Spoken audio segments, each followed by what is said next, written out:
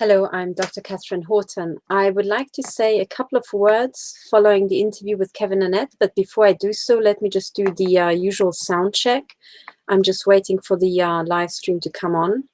Following the interview with Kevin. Okay, yes, it seems to be fine. It sounds like you guys can hear me.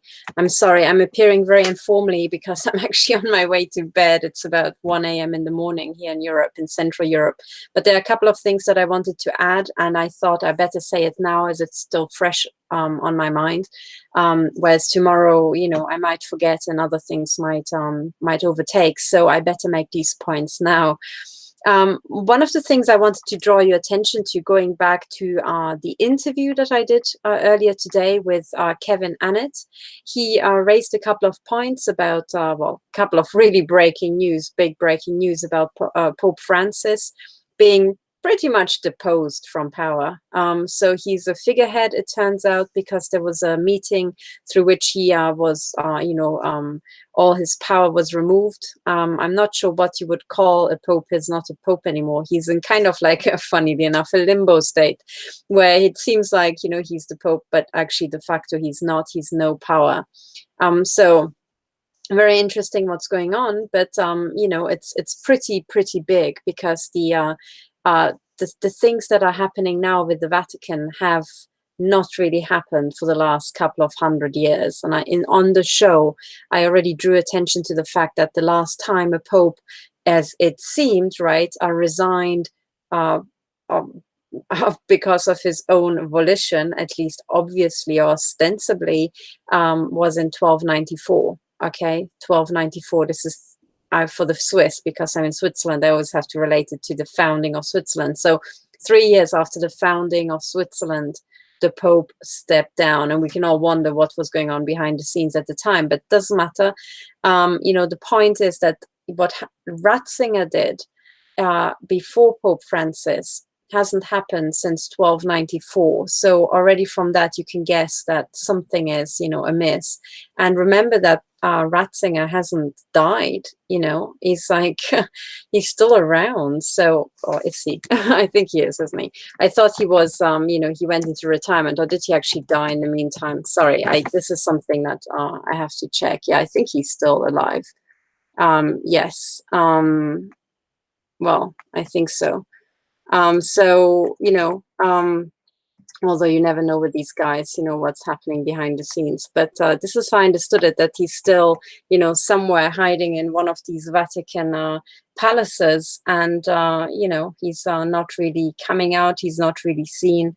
And, there's some people who say that there are international arrest warrants for him, and this is why. So, interesting. So he's kind of like or at least ostensibly to our world, in kind of like this semi-exile. But now there's this new pope, and it looks like he's going the same way. So what, are we just going to have some, sanctuary where all the popes are just dumped after a few years? What's going to happen next? So this is really, really interesting. And that already shows you that big things are happening. Okay, so I want you to understand the full scale of this, because we are so kind of lulled and dumbed down listening to the news, as they are kind of hitting our head.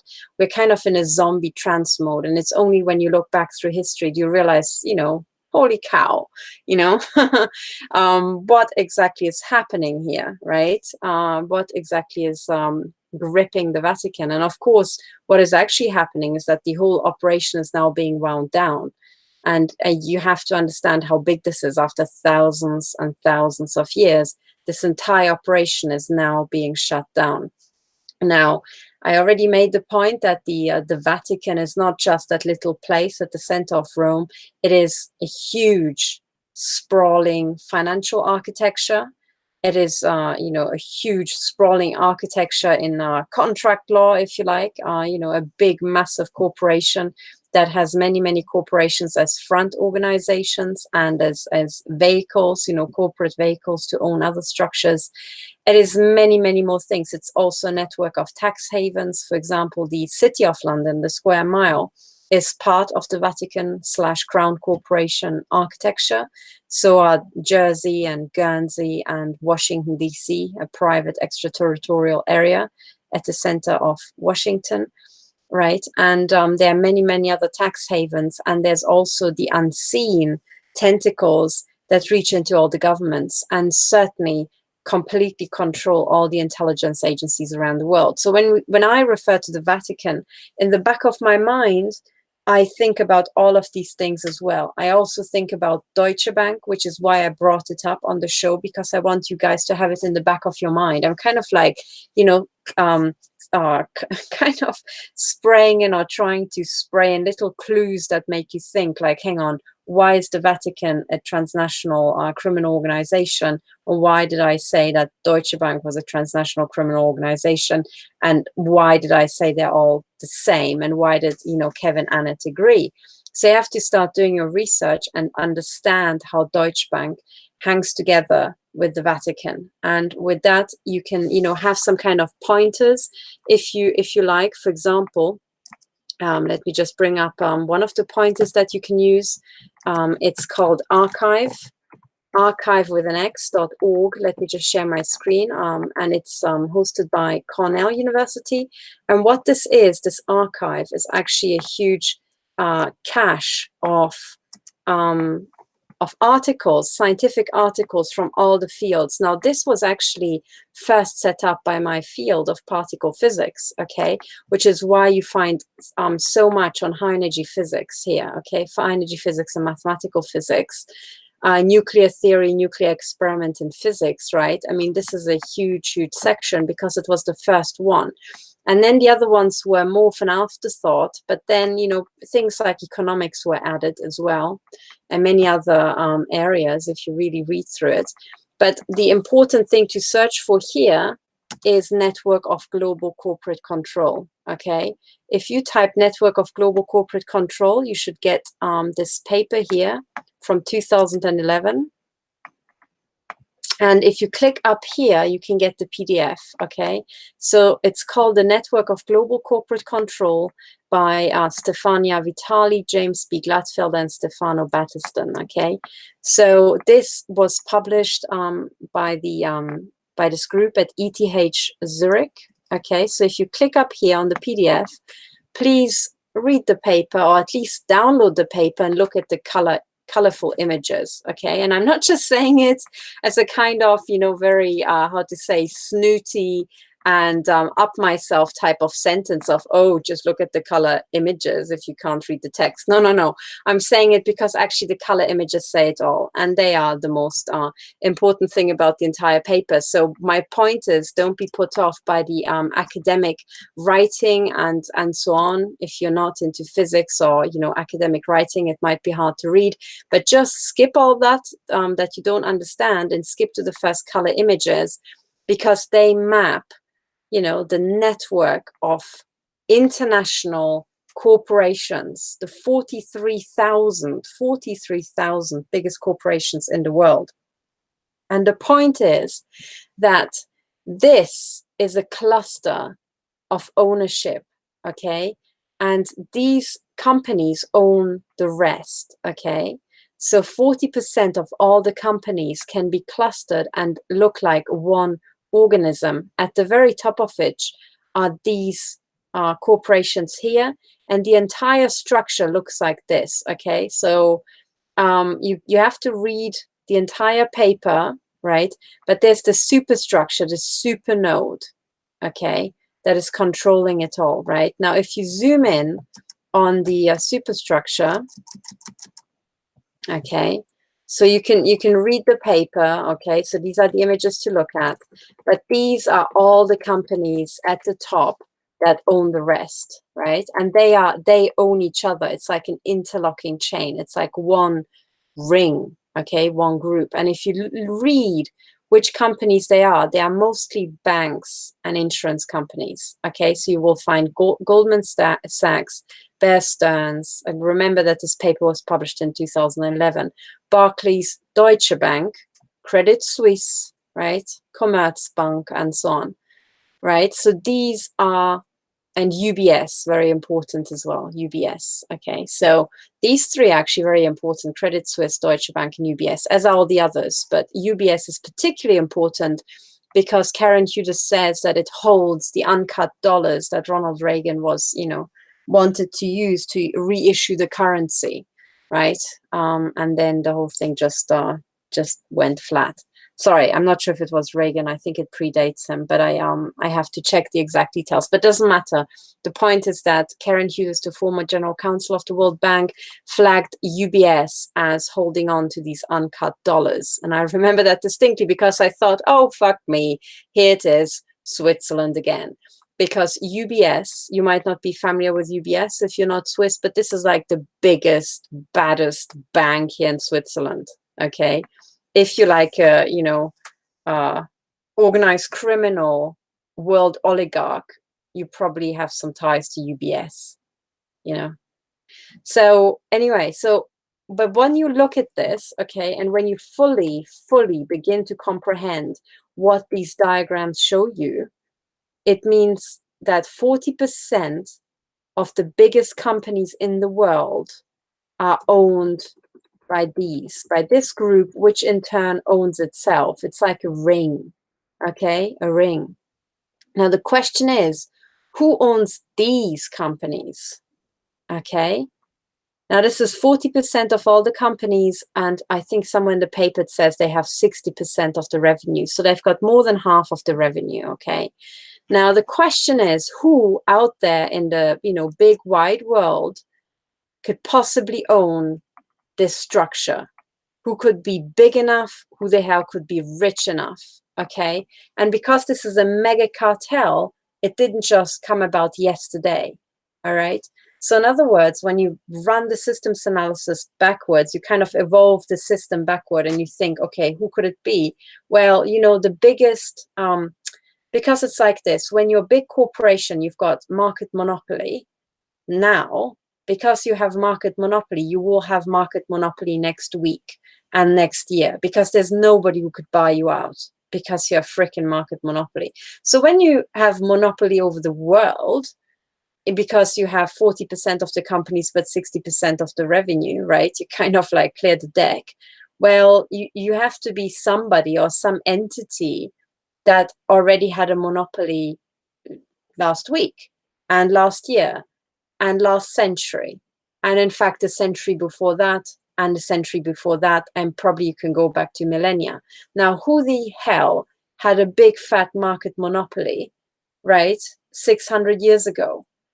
Well, you could start off with, okay, who owned most of the land in the world? Well, it was the Vatican, okay, because they owned all the church land, and every frickin' town 400 years ago had already a frickin' church.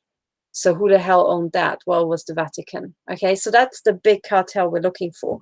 And so it's without a question, if you're thinking who the hell could have possibly owned this big structure, who could it own it now? It was whoever owned the biggest amount of stuff X hundreds of years ago. So as you evolve it back, you end up with the Vatican. As you evolve it back, you end up with the Roman Empire, and then you can evolve it back for as long as you've got material from history books.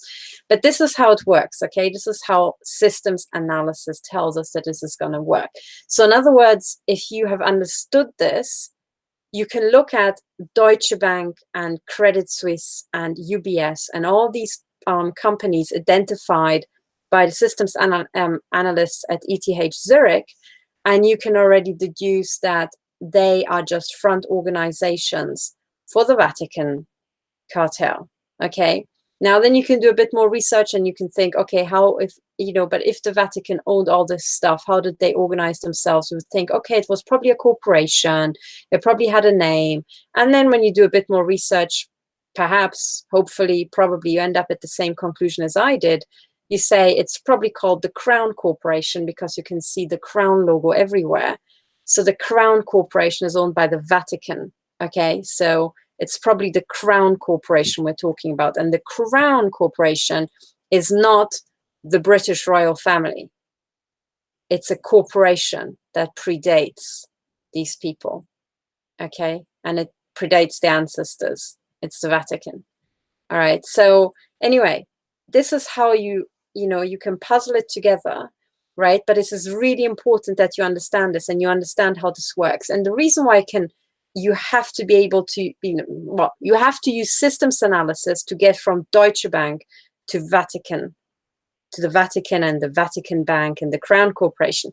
The reason why you have to do this leap is because at some point, the company profits and this entire company shenanigans goes dark, all right? Because then it's held by various financial structures that are very hard to investigate, right? But many investigators say they get as far as the Vatican Bank, or they get as far as tax havens, depending on from where they run the investigation, right? Or they end up at weird, money holding, ownership holding trusts and things like that, and whatever the hell they are called. So I'm not an expert on the exact structures, but I'm a systems analyst, and I can tell you whatever the hell the fog is in between, you will end up with this Vatican structure, okay? So the reason why this is important is because you have to understand that as soon as you start going after the head of the Vatican Bank or the Vatican Treasury, or what you call it, right, you're going after the head leadership that also owns Deutsche Bank and UBS and all these other people. Okay, you're starting to dismantle that. And this is why it is so bloody important. Okay, so in 2019, all the targeting victims, all the ritual sacrifice and then SRA and child sexual abuse victims have to come together, and we have to match up with the financial whistleblowers and financial investigators, because we are all ending up at the same structure. Now, sometimes the financial investigators reach a dead end and they can't do anything. But then when you bring in the child abuse victims, they can identify a perp, and all of these people at the head of the Vatican Bank have control files. So if you find their victims, you can take down the structure through their victims. Now, if that's not enough, you can take the targeting victims, and the targeting victims are being targeted by the Jesuits, otherwise known as Vatican Intel, Vatican Military Intel. So you can start taking down this entire beast from that angle too. But we all need to work together to bring down the biggest organized crime cartel in the world. And because it involves so many people, right, it involves a lot of victims, okay, a lot of control files, a lot of court cases, but also a lot of potential assassination victims, okay? Now, where I want to get is the protection of witnesses and the protection of victims. And what I'm putting out today is I want you all to start thinking along those lines of how can we protect the witnesses? How can we protect the victims when we're dealing with the biggest organized crime corporation in the world that is basically staffed by ruthless serial killers, throughout most of their, top leadership and middle management, all down to literally local communities. They will have their serial killers, on their payroll. How the hell can we even move forward? And there's a very, very simple solution to that. But you have to understand the finance, and you have to understand how the entire architecture hangs together, okay? So this is where I really want to end up, and I'm going to give you some pointers, and I'm going to elaborate, more as we go on. But it is very, very important to understand this, okay? So, and let me recap, right? From now on, right, when you hear Deutsche Bank, you have to think Vatican Bank, okay? And by the way, this is why you have, for example, what's his name, Ronald Bernard, who came forward and said that there were all these, he was, going higher and higher in the ranks of the banks. And eventually he would have had to take part in, stuff involving children, the rape of children, the murder of children, to be able to rise higher. Now, why is that? It's because he worked for a freaking bank, and the top leadership, the top ownership structure, the top front of the Vatican Bank are these banks, right? But you're hitting the Vatican architecture, which is all these military intel Jesuits and psychopathic serial killers. And the only way you can be in the in crowd of this middle management of psychopathic serial killers is if you prove to them your worth, that you too are a psychopathic serial killer, by killing children and thereby also, first of all, you have to prove you don't give a damn about children, which qualifies you as a psychopath. You have to murder them, which qualifies you as a killer. You have to probably murder more to qualify as a serial killer. And in all this, you have to generate control files, right? Because the Jesuits, otherwise known as Vatican Intel, would film the entire thing and have it on their records forever after. So this is how it works. So this is how Ronald Bernard hangs together with the, child abuse victims, hangs together with Deutsche Bank and UBS and all the other banks. Okay, so what he witnessed is evidence of this superstructure. Okay, you have to absolutely understand that. And remember, right, what you should do today, if you're not familiar with this, you have to find this research paper, you have to print it off, you have to enlarge this image, and you have to pin it up on your pin board or stick it up on the wall next to your computer, because as we're moving forward, the companies that need to be taken down and need to be diced up, right, are these companies and also all their, subsidiaries, right? This is how we dice up the octopus. And you have to know that above this ring lies the Vatican Bank. Okay, so to take down the Vatican Bank, you need to take down Deutsche Bank. Okay, and it is not by mistake that Deutsche Bank holds the biggest, I think, the derivatives on the books of Deutsche Bank are, I forget the number, is it like 50 times the European economy? It's a number between 10 and 100, right? But it's basically, you just wonder, how the hell can you have such a volume of derivatives when the actual economy is much smaller, Well, and it's because it's a global thing, but also because the derivatives are used to tweak the entire, stock markets. Okay, they are the element of fraud through which the Vatican Bank, the Vatican crime cartel, can set the price of every commodity, of every freaking asset, or what you call it, and every stock to whatever freaking number they want, minute by minute.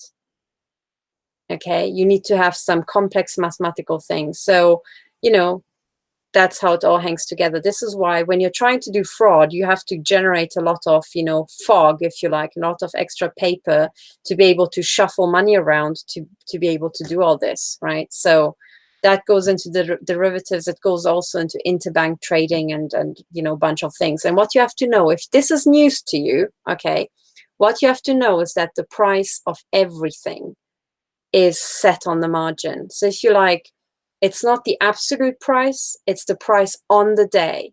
Imagine a normal market. You walk in on a Wednesday afternoon. Now, the price at which you can get tomatoes depends on how many tomatoes are still left and how many other people want tomatoes, right?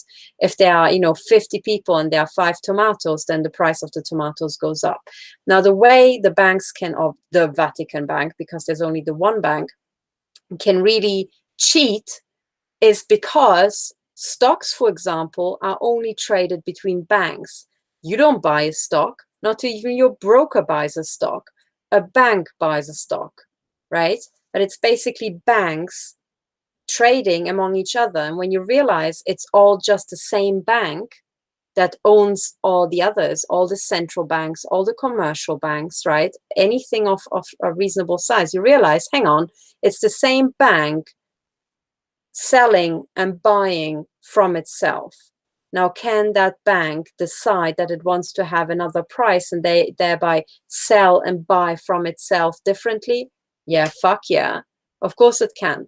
Now, the only thing you have to be careful with is that you have to precisely calculate how you're gonna, run the fraud. And this is done by computers, okay? And this is done by this entire architecture of fancy stuff and futures and this and that that's, sold along. It's not because it's actually anything great. It's because it's great to commit financial fraud, because most people are bamboozled by it, and you have to really understand maths and you have to know what computer algorithms and computer programs go in, and no one does. Nobody, apart from those people who've set it up organically, right? And they kind of keep it working, and they've got their quants who've long died and long left, right? Who've set up the algorithms, but they just kind of continue this, okay? This is how it's done. So there has never, ever been a real stock market. There've never, ever been real commodity prices or stock prices. It's all just bullshit. It's all just set by the Vatican Bank, okay? It's not real. They decide what it is. If you can second guess the Vatican Bank, you can make a lot of money on the stock market. And hang on, they can second guess the Vatican Bank because they are the Vatican Bank, and therefore they make a lot of money on the stock market, feeding off you, you know, suckers, because you haven't figured out that this is what's happening, right? So as soon as you're investing in shares, you might be lucky if you are dealing the way the Vatican Bank intends to deal, but you might also be really unlucky. Okay, so, but at the end of the day, as they say, the bank always wins, and there's only one bank in the world, you know, the Vatican Bank. So anyway, you have to really understand it. And now the reason why this is very, very important to understand it, and I'm really going somewhere with this, when you've understood that there's only one bank in the world, right, and that owns all this, and it must be the Vatican Bank, right, you can start thinking, hang on, the same process of monopolization that has led to the Vatican Bank owning everything, pretty much, anything of value, will have led to them also owning, you know, the most important parts of government, like the military and the intelligence agencies. And yes, you would be right in assuming that. So in other words, the intelligence arm and military arm of the Vatican will start, you know, owning, like, for example, with Intel, it's easy to understand because intelligence agencies, their task is to infiltrate other intelligence agencies, right? So the biggest player will have the most infiltrators and will start infiltrating all the others until it has subsumed the little subsidiaries. Okay, so even if MI6 would have ever been set up as an independent entity from Vatican Intel, which it never was, even then, you know, before the end of the week, it would again be subsumed by Vatican Intel, right? And the same for the KGB and the same for Chinese Intel, right? But the point is they were never ever set up as independent entities because what set them up was this big global monopoly holder, right? And it set MI6 up as a front, as a British subsidiary of Vatican Intel, otherwise known as the Jesuits, okay? So, in other words, as we're coming to dismantle the Vatican Bank, right, we will chop up these little subsidiaries, for example, Deutsche Bank, which is now known to be a criminal organization. And you can listen to Professor Bill Black go into more detail about that, right, the former regulator. But there's another way to dice up the beast, which is through the intel agencies, right? Now, how on earth can we do that?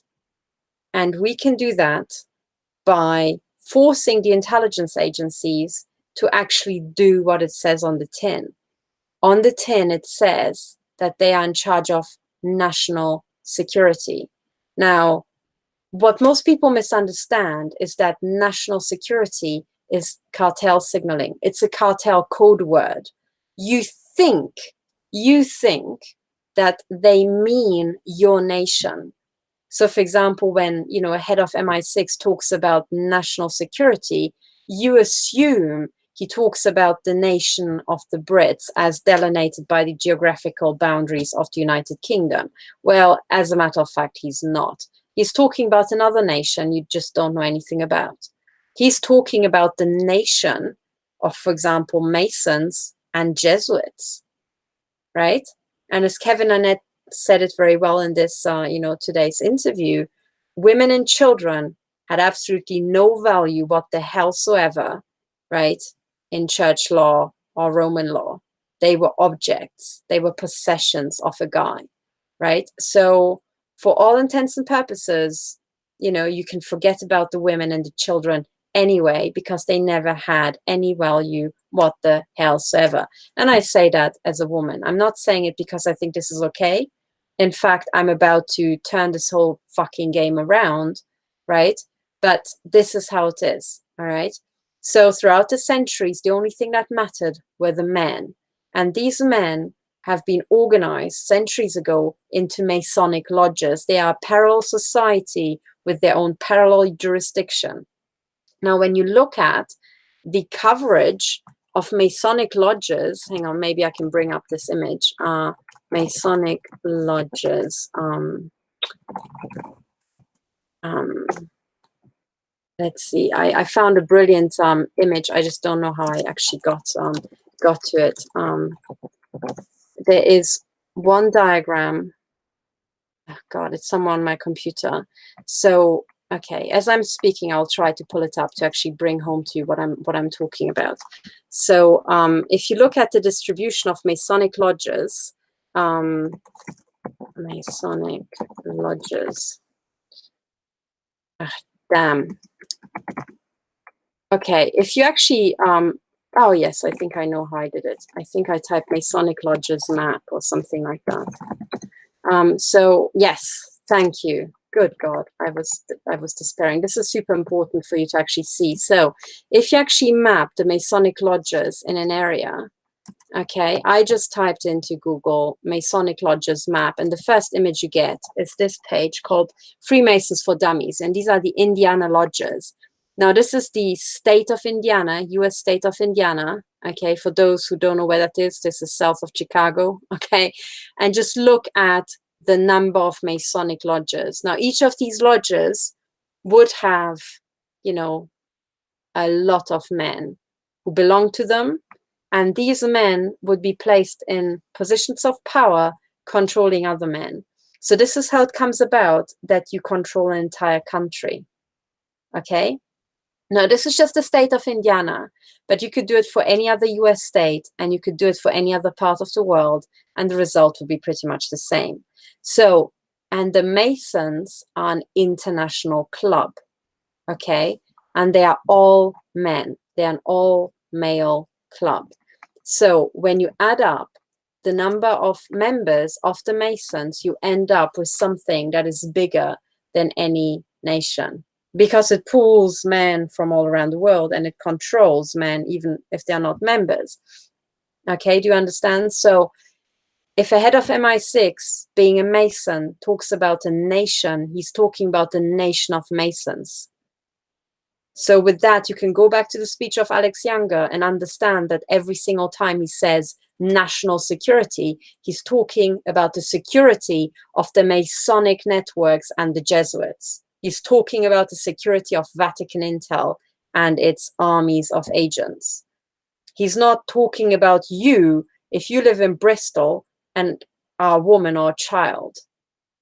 He couldn't give a flying, F about you, right? He's not talking about your security. So if you end up, trafficked, chipped, and slaughtered, you're in the process of being slaughtered, like I am, and like many other women, don't be fucking surprised, because that's what he just said, right? But on the other hand, also, if you're a woman, you could go, for example, to all these, speeches of these fancy people and actually say, oi, and what's with all the women, what's going to happen to them? As soon as they say national security, you have to raise your hand and say, okay, thank you. We've heard about national security. Now, what about the security of the women and children? When is that on the agenda? Because it hasn't been for thousands of years. It would literally be a first, right? It would literally be a first if a head of MI6 thought about the security of women and children. That has never, ever happened before, right? So basically what I'm saying is the way to really rip the entire Jesuit, Vatican intel architecture to bits is for 50% of the population, as in the women, getting off their asses, grabbing these guys, and ideally hanging their scrotum into a desk drawer and slamming the desk drawer shut until these guys remember, right, that half of the planet is not being taken care of by them.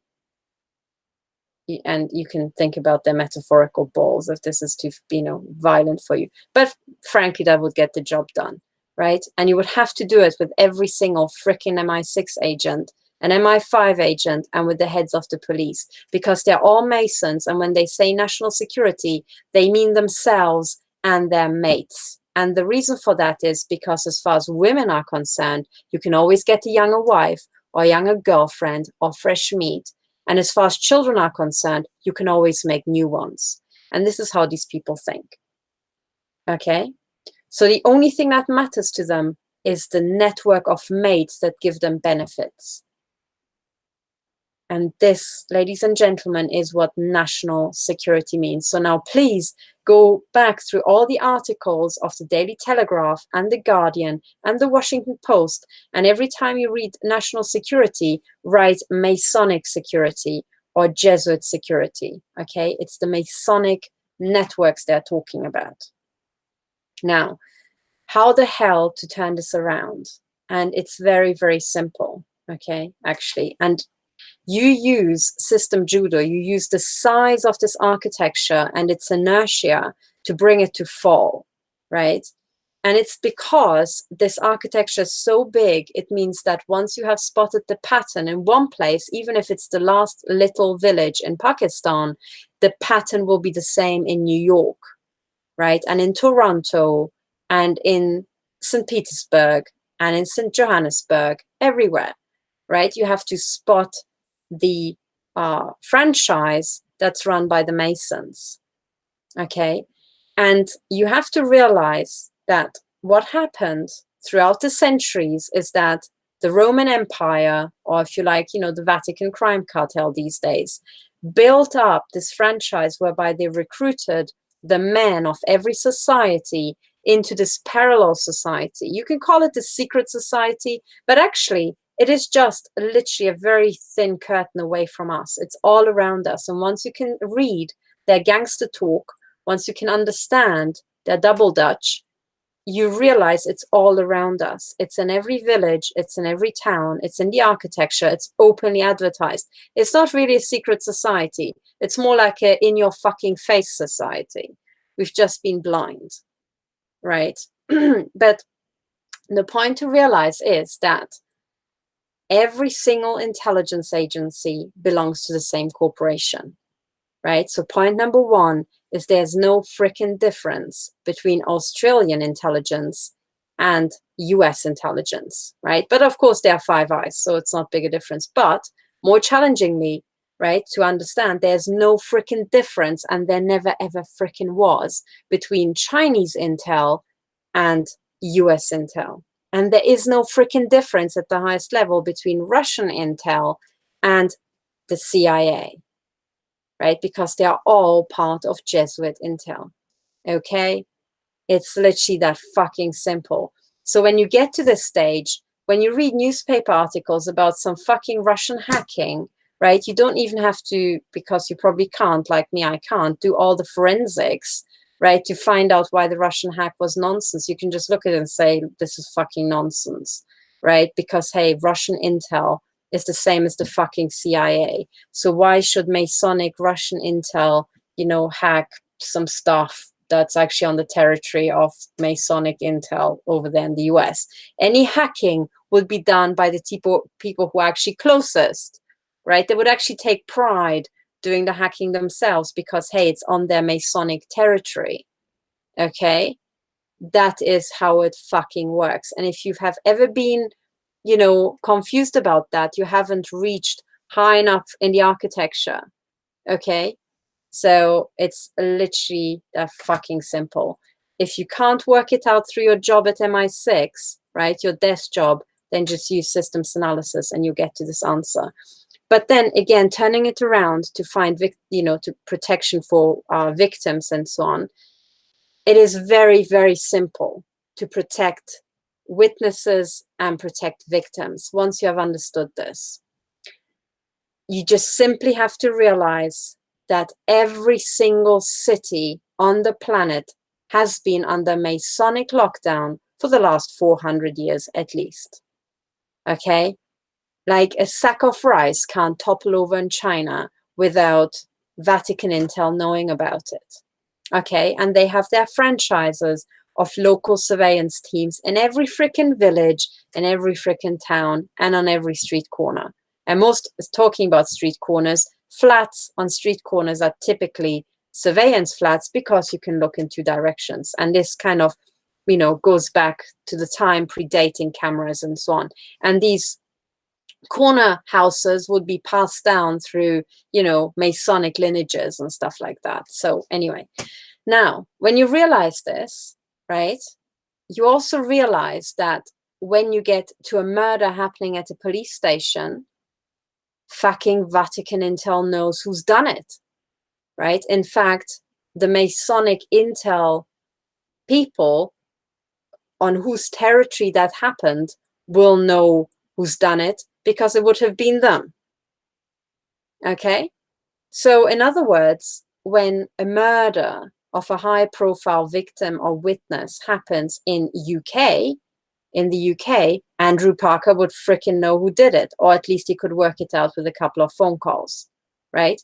If a murder happens in Russia, the head of Russian intel, whoever the hell he is right now, one of the few people I don't actually know the name of, you know, would know who's done it because he would have actually, you know, given the instructions to do it.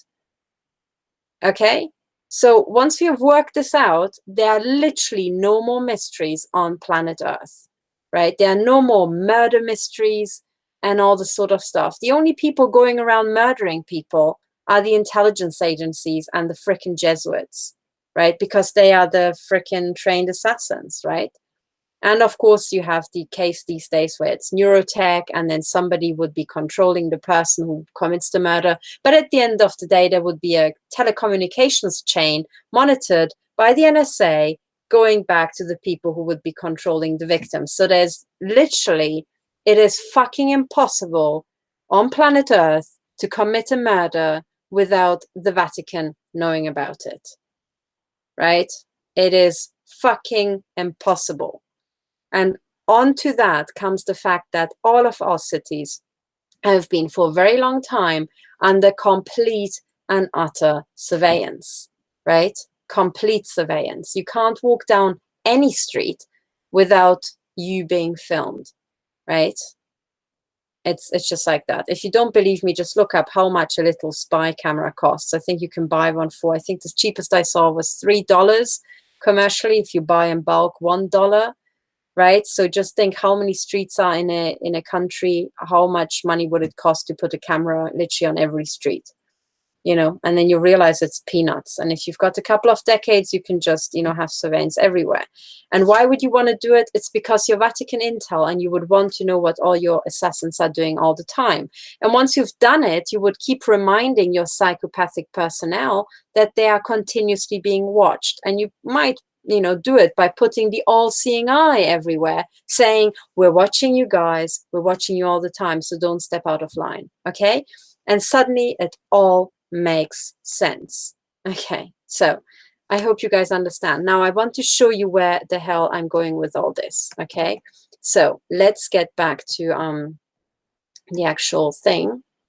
And I'm sorry, I'm really tired. It's like 1:40 a.m. So remember, Indiana in the US is under Masonic lockdown, and so is every other US state. The Masons are front organization of the Jesuits, which are Vatican intel. So in other words, Indiana is under Vatican intel lockdown. Now, and the same for Canada, and the same for Australia and every other place on the planet. Now let's analyze a couple of cases here, okay? So on today's show, Kevin Annett gave us a couple of links. One, he said, was Cardinal George Pell, Vatican treasurer, was convicted of child sexual assault. Okay, now let's have a look at this article, right? So first of all, Vatican treasurer, he would be the employee who is in charge of the Vatican, you know, treasuries, of the Vatican treasure, if you like, as in the Vatican Bank. Right? The Vatican Bank in turn owns this architecture here. So in other words, what we're talking about is the takedown of a really, really high up gangster. He just looks kind of innocent, right? But now let's start with this image. He wears black and white, the Masonic colors. Have you ever wondered why the Jesuits wear black and all these priests wear black and white, which just happens to be Masonic tiling? Well, it's because they are the same fucking thing. Do you understand? They are all the Masons, and they're all Vatican intel.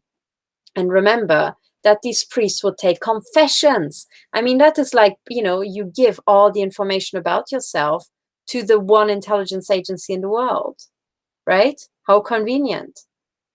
And this is how it's arranged. But the second thing you should notice about this image is the Masonic tiling on the caps of these police officers, right? And these are, I think this was in Canada, wasn't it? I thought this was in Canada. Am I just really... Oh, sorry. Australia. Forgive me. Other side of the world. So this is Australian police, and they have Masonic tiling on their caps. So in other words, these are Masonic police. Okay? Australian police has never, ever existed. The only thing you ever had in Australia was Masonic police. Now, if you type in Masonic, sorry, not Masonic, Metropolitan Police London cap, okay, let's check out the images. This is what a British police cap looks like with Masonic tiling, right? Now, the only thing that's different is the City of London. Maybe I can see a City of London police officer's hat. Sorry, there was one here earlier, and this one here. This is City of London, and it's red and white, the colors of Switzerland. Or if you, follow Sean Ross and follow this back to the Pharaohs, these are the Upper and Lower Nile. And I always forget which color is which is the Upper and which is the Lower Nile. This is where red and white come from. And this is where the Vatican comes from. This is where Switzerland comes from. Right? And this is where the fucking tiling on this cap comes from. So, in other words, this is Metropolitan London, Masonic. When it switches to red and white, it's all out Pharaoh. Pharaoh land. They are policing Pharaoh land, as in the City of London, which is owned by the Vatican. Okay, understand now? Once you understand what to look for, it's all clear and it's all in your freaking face, right? Why on earth would English police have this funky pattern on their caps, right? This pattern. And at the same time, Australian police have the very same freaking pattern. I mean, are these like checkered patterns so sexy that you have to kind of like, awkwardly stick it on a cap like that? No, it's because it's a signal. In Insider Mason world, which is actually the biggest nation on the planet, that means something. It is their police force. And remember that these police officers are there to protect the Masonic network. They are certainly not there to protect mothers and their children. So if your mother and your child is taken by the police and trafficked, don't be freaking surprised. All right. What you should be surprised about is, fuck me, in the year 2018, right, Australian police arrested the Vatican treasurer. I mean, what on earth just happened? And that's what should surprise you, right? Because when you just look at the image, it looks like Masons are arresting a Mason, right? Okay, so then when you've come this far, you can go to the next step and say, when Masonic police arrest a Mason, where do they stick him? Where would this dude go? And the answer is to Masonic prison. Okay? To Masonic prison. There were never, ever, ever, ever, ever any independent prisons on this planet. Okay?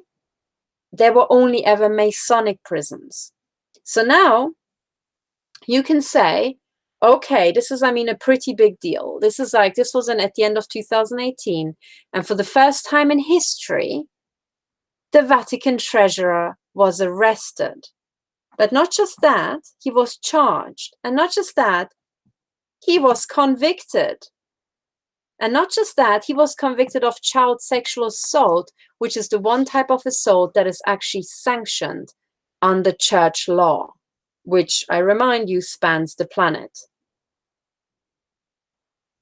Pretty big deal, right? So these are all world premieres, okay? Just here in this one article. This is a triple, quadruple world premiere. Now, then it says that sentencing in the article, right? It says he will be sentenced on Wednesday and is expected to serve prison time.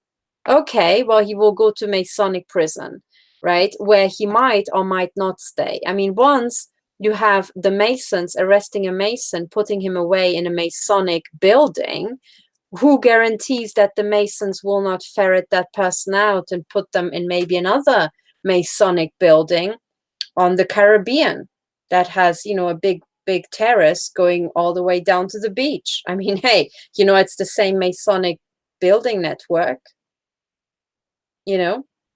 right? So what I'm saying is public pressure is so big on the Masonic and Vatican crime cartel networks now that they were pushed to this point now.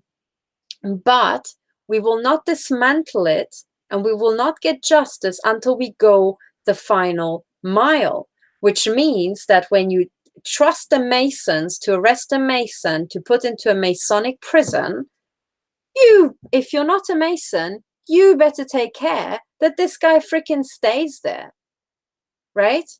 For starters. And you better take care that, this prison doesn't have, say, an underground facility that, maybe looks completely different from the top. Maybe it's connected to, I don't know, the local spa or the local casino or the local kiddie fucking place. Do we know it's not? Well, the answer is no, we don't. In fact, we have indication to think that all these are connected, right? So what I'm saying is that our work is not done when we charge and convict people in our public courts. Our work is only done when the part of our population, which is not in the Masonic networks and not even in the female, mock version, the Eastern Star, whatever they are called, right? Only then, if the outsiders keep checking up that this old codger stays in just a cell and really stays in there, only then do we have justice. Otherwise, so far, I only see a Masonic farce. I mean, I don't even know if this guy was arrested. I haven't been to the court case. Has anybody seen the transcripts?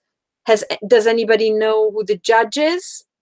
Because all I saw was a photograph so far where, a bunch of Masons were posing around a Mason.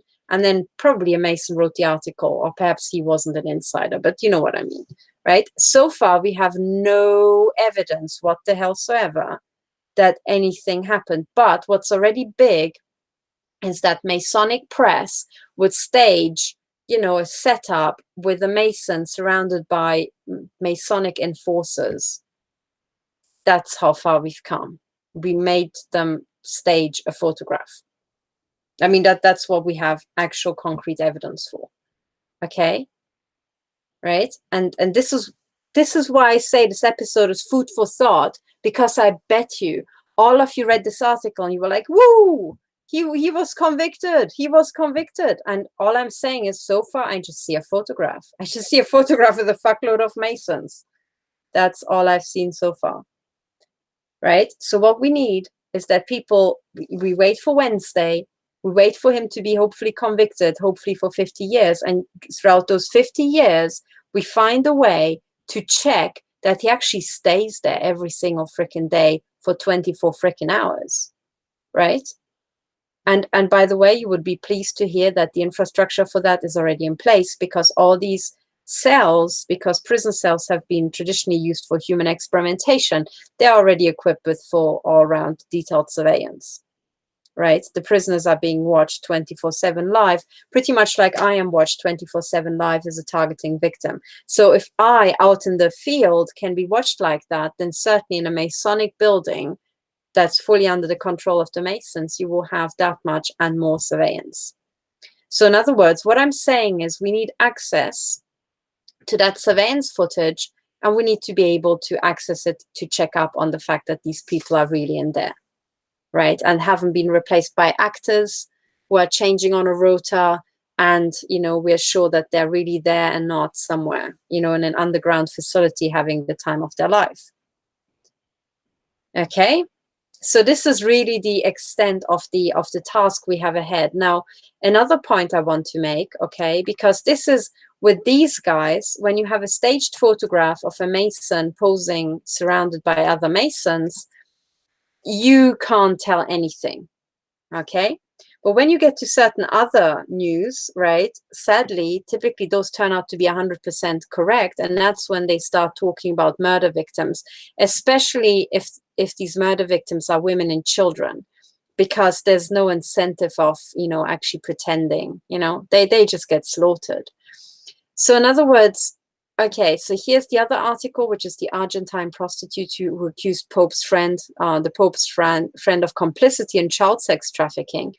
So when she's found dead, right, and remember, this is Buenos Aires on the 23rd of February, 2019, right? So remember, there's a time delay between South America and Europe. So if in Rome, a child sacrifice ritual that was expected to happen on the evening of the 23rd or the night of the 23rd to the 24th of February, if that is stalled, did you see that? Some little program just flashed up, some little hacking program that really shouldn't be here. Okay, so my friends from NSA are on the computer. So if that is prevented in Rome, you still have a couple of hours to kill somebody and still make, the timeline, the date line, right, on the 23rd of February. Right. So in other words, this is why this can be potentially a revenge act, an actual murder. Okay. A murder in replacement of this satanic sacrifice ritual that didn't happen. But so in this case, the witness was not protected. Right. We couldn't prevent the murder. Now, this I find absolutely disgusting. So let's start here. Again, this little window flashed up. This woman would have been murdered by the Jesuits, by Vatican intel, by Vatican military intel. Now, as I explained, right, these people have their certain jurisdictions and their little, areas that they're in charge of. So she would have been murdered by the local Jesuits, the local Vatican military intel. Right? Because they have got the best knowledge about how to get in, how to get out. They've done the surveillance, for the months ahead and the years before. So they know, how to do it best. So now we can stop freaking guessing who the fuck killed her and just ask the head of local intel. He will know, right? And he will know for the simple reason that the entire area has been under Masonic lockdown, just like Indiana has been under Masonic lockdown. This is the lockdown of Vatican intel, right? So here, there is no freaking guessing, okay? There is no guessing. It's impossible to kill such a high-profile victim without Vatican intel knowing who did it, or without the local intelligence agency knowing who did it, because it was known that she was a high-profile victim. The NSA already has all her phone calls and all her emails, right? So at this point, when you read it, if you are part of the 50% of the population that is not in Jesuit intel, right, as in the women, the first thing you have to say is, okay, now, how are we going to get the testicles of the local head of intel into a desk drawer and slam the drawer until he tells us who the fuck murdered this woman? Okay, it's literally that freaking simple. And the only reason why people don't see that this is so simple is because they still are under the illusion that, oh my God, all these murders can happen somehow by, I don't know what, somebody coming in and pouncing on this woman, right? But how the fuck would that person get there to pounce, going past all the surveillance cameras that are everywhere, right? And this footage is stored forever. So how the fuck would that be possible? And how the fuck could that person be paid any, serious amount of money without the Vatican Bank knowing about it? It's impossible, right? So, I mean, let's stop fucking kidding ourselves, right? So the way to wake up in the 21st century is to realize it is physically impossible to commit a murder like that without the local intelligence agency knowing who did it, right? It is literally, it is physically impossible. Okay? So let's stop pissing around, right? The other thing to realize is that no piece of information and no single coin of money on this planet ever gets lost for pretty much the same reason. If you drop a coin somewhere, somebody's going to pick it up because they can use it, right? So if you lose, or if you lose a $20 bill somewhere in the city, eventually the wind's going to blow it somewhere where people see it. They're going to pick it up. So the money isn't lost. The same with information. It is so useful and so versatile. Somebody's going to pick it up, right? And the people who can pick it up are the people who have these information hoovering systems everywhere, who are operating all the citywide surveillance networks, right? So the NSA is going to hoover up anything digital, right? And Vatican Intel is the same as NSA. It's going to also hoover up anything that's, you know, everywhere else in those few areas that don't have a surveillance camera. So you have the human intelligence, right? So no amount of money and no amount of information can ever get lost on fucking planet Earth, right? It is impossible. So, okay. So we know that Vatican Intel or the Jesuits or the local Masonic network known as the local Intel knows who murdered this woman, and no amount of information ever gets lost. So that information will be preserved forever. So we can find out who the fuck murdered her, right? Similarly, the person who did the job, right, must have gotten paid.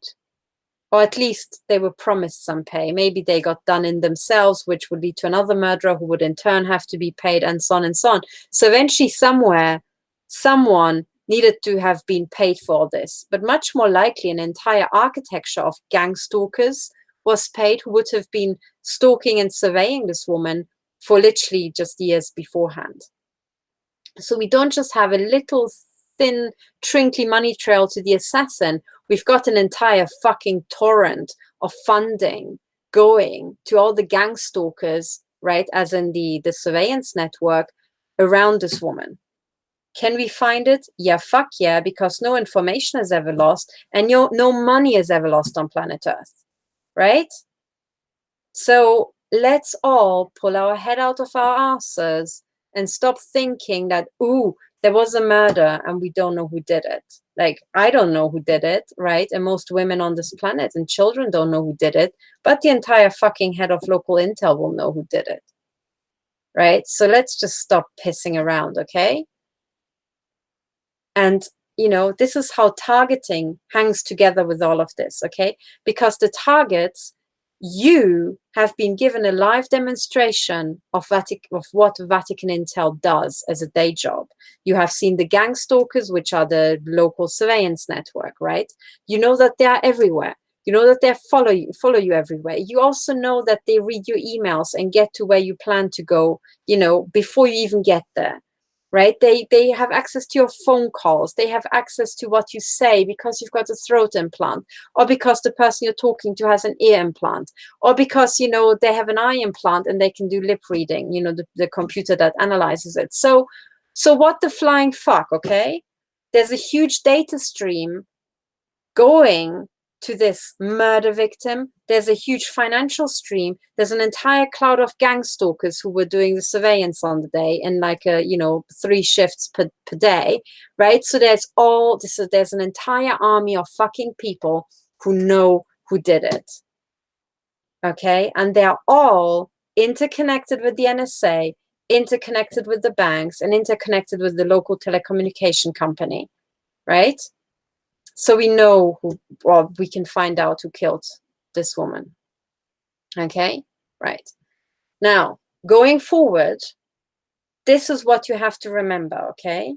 Everything I said now, and from now on, and also going back in time, you can look at any single murder victim and you know who knows who killed her. It will be the local head of intel. And actually, more precisely, it would be the local Masonic network in charge of that territory, would be in charge of running the gang stalkers and so on and so on.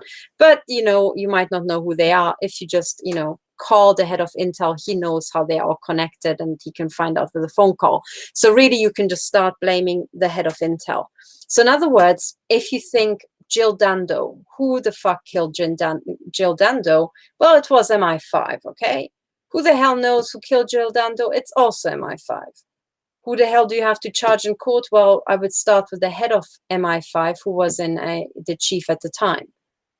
Simple, right? It's literally that fucking simple. You know, and who exactly would have coordinated all the murder? Well, I guess it would be the local Masonic, you know, network who knows her neighborhood, because they would have, you know, done the gang stalking in the area, and they would have trained and recruited the gang stalkers who would be in charge of that area, so they know who lives in all the buildings and who would not have seen the murder and the Masonic assassin coming and going. And they would have, you know, they would have also mapped the entire surveillance network to be sure that nobody's, you know, staring out of the window when she gets murdered and this sort of stuff. So, nah, right? It's really simple these days to solve murders. So Jill Dando, you know, MI5, right? Name any other. Michael Hastings, well, you know, the FBI, the local FBI office. It's that simple. Okay, now this is what I'm saying, should whatever the fuck happens to me, like a car accident, a poisoning, a shot in the head through a directed energy weapon, where I just collapse and have a stroke, or am disabled, or have a heart attack, or whatever the flying fuck, it doesn't matter, because you will immediately know who did it. It would be, you know, the local Masonic network run by the head of intel of the country where it happened. So if anything happens to me in England, it would be Andrew Parker's fault. If anything happens in Germany, it would be, you know, certainly Dr. Bruno Karl's fault. And it also would be the fault of, you know, the Verfassungsschutz, whoever the hell is running it these days. If anything happens to me right here in Switzerland, it would be Jean-Philippe Gaudin.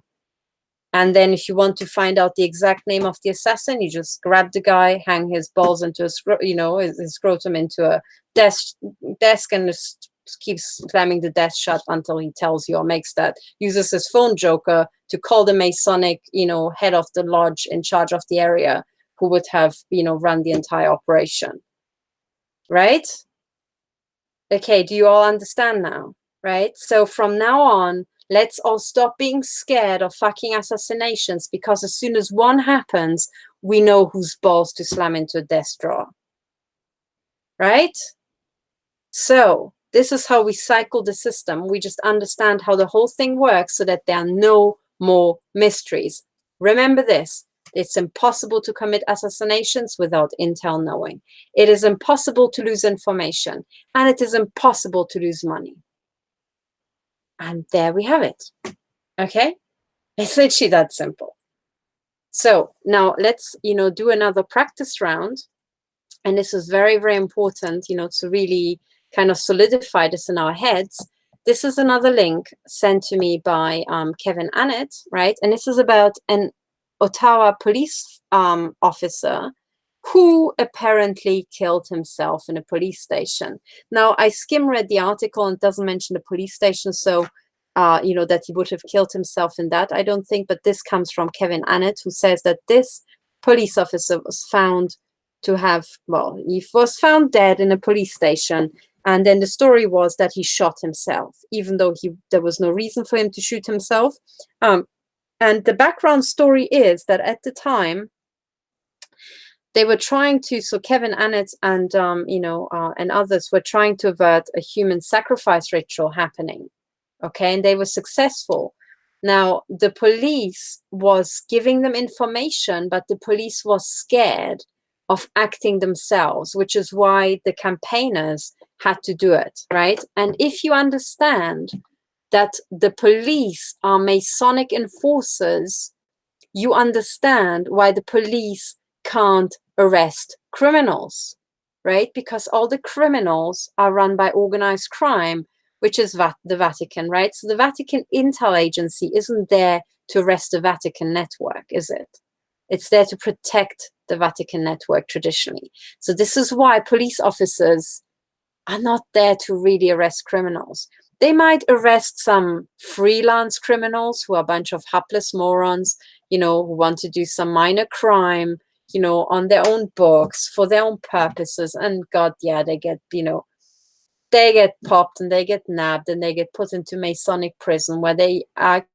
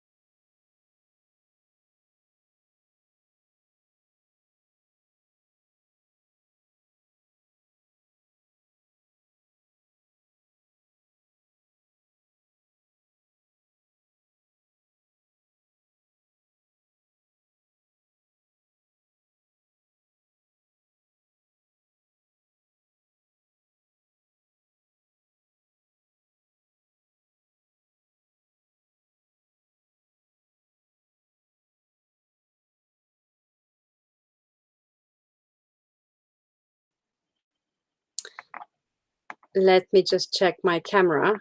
Just a second. Just one moment. Let me just check my camera. You guys can hear me. This is fine. This is great. Fantastic. Okay, so I'm back. Okay, so this was really funny because every single time that Vatican Intel gets really unhappy about me saying something, I get like the blue screen of death, which has a sad smiley. So if I just show you the blue screen of death, because it's absolutely hilarious. It looks like this, right? Let me share my screen just to see. So all I saw was suddenly I just had this image, right, with the sad face. So your entire computer turns blue and you just see sad face. So that's when you know that Vatican Intel is really, really sad and very, very unhappy with what you've just said. But anyway, let's get back to the main thing, the point I was making, because as I said in the beginning, this is about the protection of witnesses and victims. And we will achieve this protection when you all know what's going on and who is doing what, because as soon as one person dies, all the other people can start pointing fingers at the head of Intel. Okay, so this is why it's so super, super important. So, okay, so we had this case here with this cardinal, and I explained how, you know, just because he's convicted by, you know, the Masonic courts, after he was arrested by the Masonic police, you know, wearing his Masonic uniform. You know, when he gets to Masonic prison, you can't be sure he stays there, okay? I also explained that with the Argentinian prostitute, or so called at least, right? If she was found dead, then the, you know, the local head of intel will know who killed her. Now let's get to the third case, right, which was this police officer who apparently killed, well, this is what was said, that he killed himself, and oh, we didn't see that he had issues with mental health. Yeah, well, fucking bollocks, because he didn't, okay? He didn't. The real story from behind the scenes, as Kevin Annett told me, was that this guy was leaking information because he was one of the good guys, and the police knew which house the human sacrifice will take place, and the police directed, through him as the leaker, directed Kevin Annett and his you know, campaigners to the precise house, right? And then 2 weeks later, this guy was found dead. Now that's again retribution, because, you know, the Masonic police, right? Remember that the police is Masonic. So there are some people who don't know what's going on, and there are other people who are cartel insiders. And looking at the police officers, you don't know which is which. And when they look at each other, they don't necessarily know which is which. Okay, so this is what makes it just so hard for the police officers. But actually, the situation is very, very easy. Okay, it's like this. If this guy was found dead in a police station, the head of intel knows who killed him. Even if he were found at home or in a barn or by the side of a street in the middle of the forest, the head of intel would still know who killed him. But as it happens, he was found dead in a police station where it's fucking certain that the head of intel and the head of the Masonic police knows who killed him. And that's because police stations are high surveillance environments, because they contain so many Masons. And all the Masons are chipped, and all the Masons are under surveillance themselves, right? So as a police officer, I can tell you that this guy would have been chipped, and all his colleagues would have been chipped. And the place where he worked, right, would be a high surveillance environment. So in other words, even though he might not have realized that while he was at work, he was under surveillance, he actually freaking was. And I'm pretty sure about that, because I'm under continuous surveillance, and I'm not a police officer. I'm just some woman somewhere who never did anything exciting in her life, right? And still got targeted, and I'm still under 24 surveillance. And so are thousands and thousands, if not millions of other people, right? Those targeted victims. So we know exactly how, sorry, this was my pen dropping. We know exactly how detailed surveillance is these days, right? So it is physically impossible to commit a murder on planet Earth without intel knowing who did it, right? Now, it's also most certainly physically impossible to die at a center of a police station and there not being live footage from the process of dying, right? Now, there are two ways that this murder could have been committed, because, of course, it was a murder, right? Number one, somebody came and actually blew this guy's brains out. And I guess the gun went to his head or maybe into his mouth or something. But he was shot, okay? So probably shot himself in the head, right? Very few people point a gun at their heart. So there we go. So either somebody else shot him, or he actually in real life really shot himself, right? And if we got hold of that surveillance footage, we would either see that somebody entered the police station and shot him, or we would see him on the police surveillance footage turning the gun on himself and killing himself. Now, in the second case, would we conclude that this guy committed suicide? Well, maybe in the 19th century, yes. But in these days, no, because he was a police officer. So he would have been chipped. He would have been the property of the Crown Corporation. So he would have also been experimented on. And if I have a really sophisticated net of, you know, head chips that can move my limbs against my will, so has this guy. So in other words, even if the surveillance footage shows that he turned the gun on himself, it was still local intel who killed him, because they would have neurotecked him, because they would have actually remote controlled his limbs to commit this, right? And there are examples of people, committing murder by remote control, people killing their entire families by remote control, people suddenly running to the edge of a skyscraper and jumping off and killing themselves, right? And all sorts of stuff for absolutely no freaking reason that's obvious. And when there's no obvious reason, there's a reason that's not obvious, and that's neurotech. Okay? So there was absolutely no reason for this guy to kill himself. So he didn't kill himself. So somebody else did. And they either used a real life assassin, banking on the fact that you don't know that the police station would be a high surveillance environment, right? Or they use neurotech, banking on the fact that you don't know that police officers would be chipped like I am chipped and more, and can be completely remote controlled.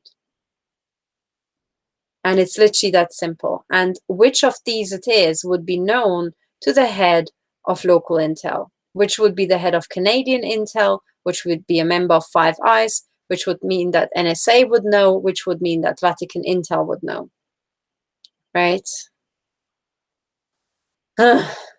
Okay, so there are no freaking mysteries. If you want to find out who murdered, either by walking in and shooting or by remote controlling the limbs of this police officer and shooting him like that, if you want to know who killed that police officer, just ask the head of Canadian Intel. He can tell you. If he doesn't know it off the top of his head, he can make a phone call and find out. It's literally that simple. All right. So what you need to know, right? And this is what I will finish off with. The key to understanding is, first of all, to know that the entire planet is under Masonic lockdown, just as Indiana is under Masonic lockdown.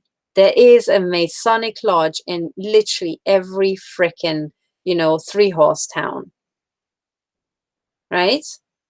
So you have to understand that. So these lodges would be running the local surveillance network. Okay, that's how the franchise works. And I would guess they would be in charge of, hiring gang stalkers, training up gang stalkers, blah, blah, blah, blah. They might use front organizations, but ultimately, that you need to have some kind of local distributed organization, and that would be it. So this is number one to understand. And number two to understand is that all these Masonic lodges are owned by Vatican Intel, otherwise known as the Jesuits. Okay? And you have to understand that Canadian Intel is basically the Canadian front organization for the Jesuits, otherwise known as Vatican Intel. Okay? It is that simple. So from now on, now that I've passed this message, please, when you hear about these murders of high-profile witnesses, you know the answer, right? So you can go back to all the people killed by the Clinton crime family, right? And you know who knows who killed them. You know who would have the surveillance footage from the murders. You know who would have checked up on the fact that the murders were successful. And, in the case of murders where maybe they were not immediately successful because people chose a car accident or something, then these people would be finished off either in the rescue helicopter or in the ambulance or in the hospital later, right? Again, by Masonic networks, members of Masonic networks. So there we are, right? Food for thought. So please go back to every murder in history you cared about, right? If it was a high-profile murder, even if it was a suspicious murder of your family member, just make a freaking list, and you can put next to that list the name of the person who would know or could find out the name of the assassin, right? And that would be the head of the local intelligence agency. So if your grandmother died under suspicious circumstances, and you're targeting victim and your grandmother died under suspicious circumstances in, say, Pakistan, or I don't know what, in Rio de Janeiro, right? the person who would know or could find out who killed your grandmother would be respectively the head of Pakistan Intel or the head of Brazilian Intel. It's that simple. In fact, you could go higher and you could realize that all these are connected to the same structure, and you could just ask the head of the Jesuits. And they could all find out literally with a phone call or two, you know?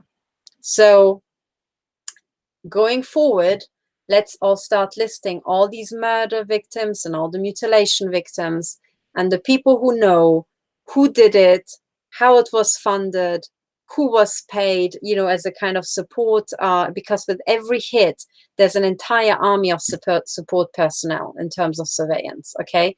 They all would be paid. They all would have telecommunication chains leading to them, right? So there's a bunch of people who could be subpoenaed, or so could be, you know, called into court, and information that could be subpoenaed.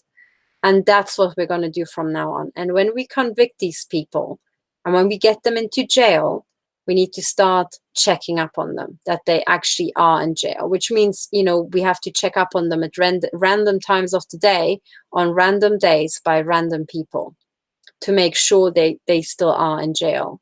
And it cannot be done by pre-announcement. So this is one thing you notice. If you ever want to visit somebody in jail, you have to pre-announce it. You can't just turn up on the day and say, hi, you know, I'm here. So, you know, in 5 minutes at the visiting time, I would like to meet so-and-so, should he be willing to meet me. You can't do that. You have to pre-announce that to the head of the prison, that you're going to meet this person. You know, you have to kind of like do that. Why? Well, it's because traditionally mafia bosses didn't used to, you know, hang around in business because they had businesses to run. Sorry, didn't used to hang around in prison because they had businesses to run.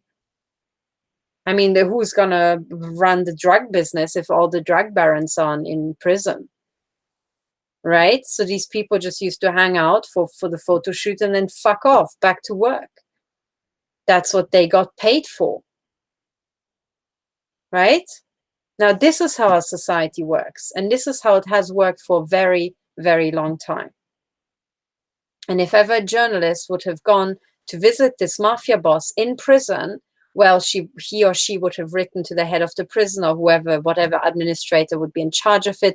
And then this person would think, okay, shit, next Wednesday, we have to make sure that, you know, whatever, Scarface Marconi is back here for the photo shoot, you know. So he would take time off his drug running work to come and have the photo shoot and then fuck off back to work again, you know.